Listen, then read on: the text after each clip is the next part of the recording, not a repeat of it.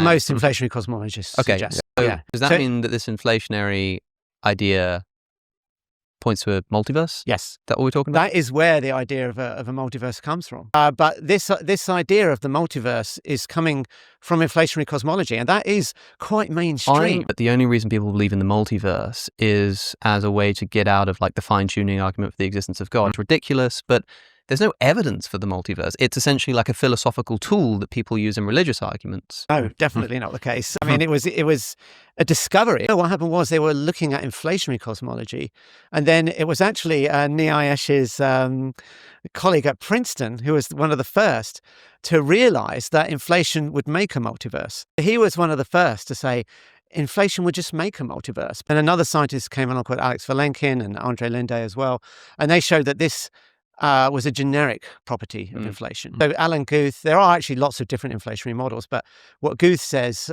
he's the creator of inflation, is that almost all models of inflation are eternal. So they will make a multiverse. So independent of any argument about fine-tuning, we have an argument for a multiverse coming from inflation. If you take inflation seriously, then it looks like it generates a multiverse. I think I've interviewed a lot of the people that worked on inflation. I would say that's a consensus view. That if you have inflation, then you have a multiverse.